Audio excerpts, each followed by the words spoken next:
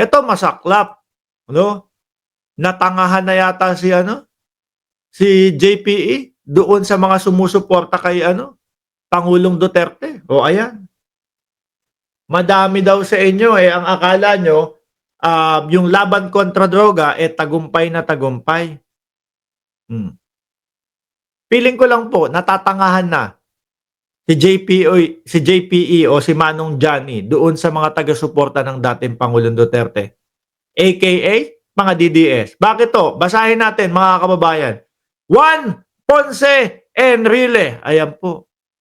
Panahon pa ho ng dinosaur. Buhay na po yata itong si Manong Johnny. Joke lang ha. Hindi.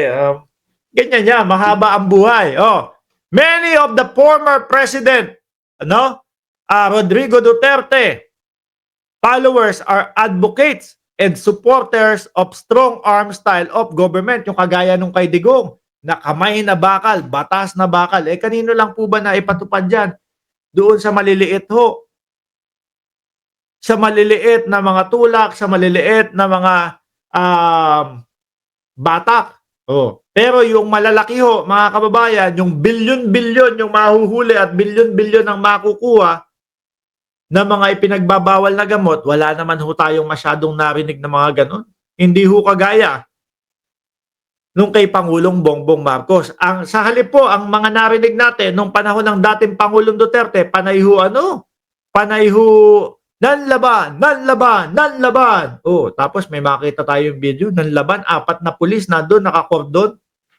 Pinaalis yung mga tao, tas isa yung kalaban. Alam nga naman may suksok na beng-beng yun, araw-araw. Nasa loob na sa bahay nila, may suksok. Tapos 4 na pulis yung nakapalibot sa iyo, manlalabang ka, mag-isa ka lang. Alam mo, kung meron man, alam mo, paltek lang yung dala mo. O yung mga gawang danaw lang. Alam nyo yun, yung mga gawang danaw. Yung mga baril na danaw. Sa Tondo ho, mga kababayan, nung gangsta-gangsta pa kami noon, dati, high school, no? Gangsta-gangsta pa kami noon. Proud na proud kami. Ang ganda niya na. Ano yan? Danaw lang yan, pre. Yung mga ganon. Tapos makakita mo, kinakalawang pa yung 38. Ganon. Tapos alam mo, yung 45 ng mga kapulisan, mga automatic. Na kapag ka ikaw, biglang gumanon, 4 sila, sa pool ka kagad. Siyempre, mas praktisado yung mga kapulisan. Di ba? Para talagang mapapaisip tayo, totoo kaya yung mga sinasabi nilang nanlaban? Baari, meron. Pero hindi marami. Di ba? Tuloy. They think that the PRRD drug war was a legitimate law enforcement policy. It was not daw po. The anti-drug law did not, to my recollection, yung mga natatandaan niya, authorize killing suspected people with impunity. Totoo naman mga kababayan. Meron tayong batas meron tayong ipinapatupad na laban kontra droga. Pero hindi pwede yung kapag sinabi mo, eto mukhang addict to, eto mukhang suspect ito, eto ganito, ganyan. Yayariin mo na agad. Wala pong ganung batas, mga kababayan. Malaki mata nito Putik na to, ang payat nito Putik na to, kamukha to ng vlogger na makapal yung uso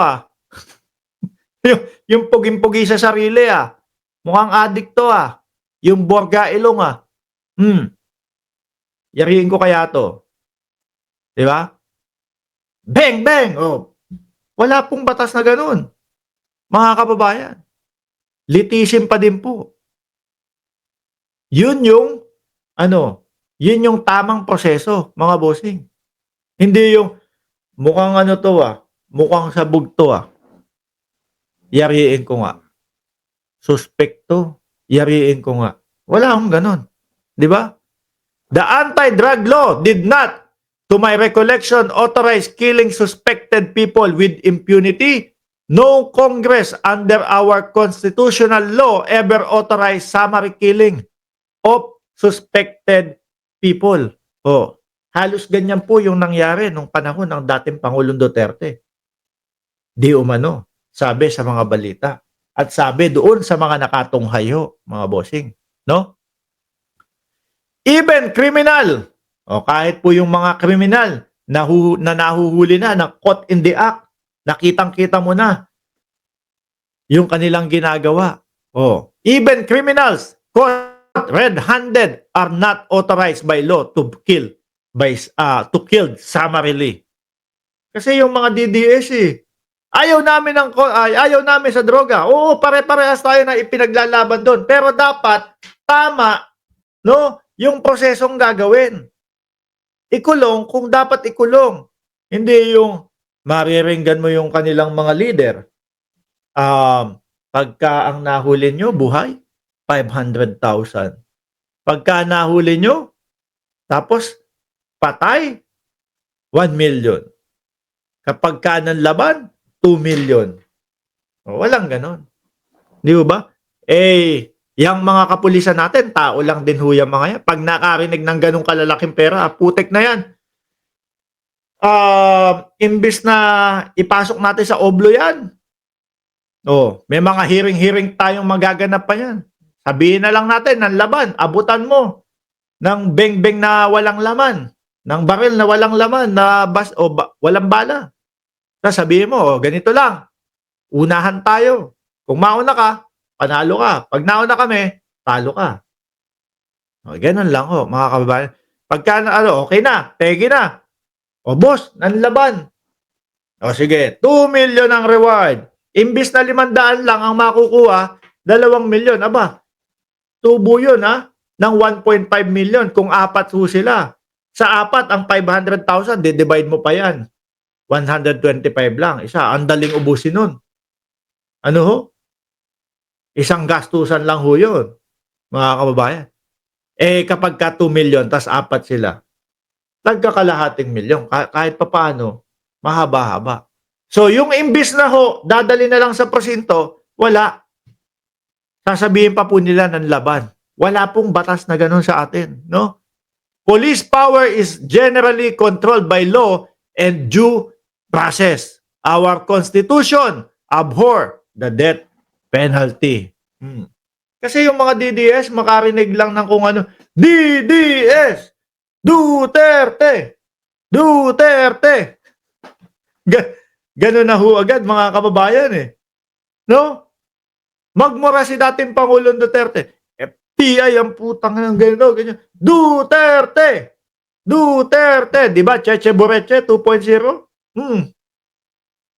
Ewan ko kung nasaan na yung mga yan. Nasa talampakan na ho yata ang utak, mga bossing. No?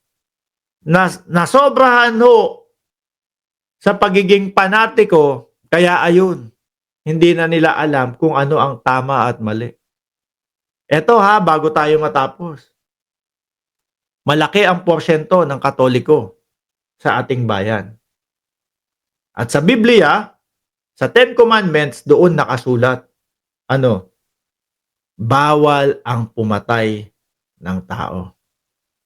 Bawal ang patayin ang kapwa. Ano ho, mga kababayan? So, bakit ho? Ang buhay ng bawat isang tao, yun po ang magandang nangyari sa atin. Pinakamahalaga. Dahil bakit? Kung tayo, tegi na, madami kang kayamanan dyan, ang dami mong kotse dyan, ang dami mong mga relos na mamahalin dyan, etc., etc., ang dami mong kayamanan. Pero ikaw, pinatay ka. Wala na. Diba? Wala nang pakinabang sa iyo yun. Kaya yung mga Katoliko dyan, no? Na talaga namang sagrado, Katoliko. Actually, hindi lang po Katoliko. Naniniwala ho ako sa lahat ng relihiyon. Itinuturo ang bawal ang pumatay o bawal ang kitilin ng buhay ng tao. Isip-isipin nyo lang. Isip-isipin nyo lang. Tapos i-connect nyo yung sinasabi ng dating Pangulo na binubuyo namin yung mga manlaban.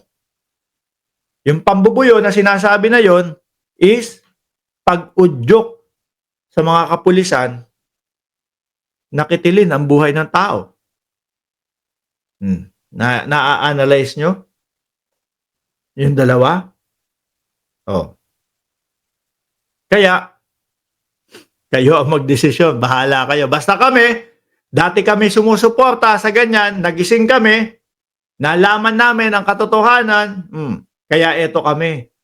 Na sinasabi nyo, dati DDS ka, dati nakikisigaw ka ng Duterte, Duterte. Dati yun. Pero hindi naman po ako bobo, hindi naman po ako natatanga na nakikita ko na kung ano yung mga irregularidad, kung ano na yung mga kamalian, ayun pa din ako. Sali pa din ako. Sigaw pa din ako. Idol ko pa din sila. Hindi. No? Kaya kung yung iba sa inyo, nahihiya ako na, na umalis na suporta sa DDS kasi araw-araw DDS ang post ko sa Facebook eh. Hindi po kahiya-hiya yun. No? Ibig sabihin lang po nun, pagbubukas ng inyong kaisipan. No? Nagiging matalino kayo sa araw-araw. Yun. Maraming salamat and God bless po sa ating lahat. Paalam po.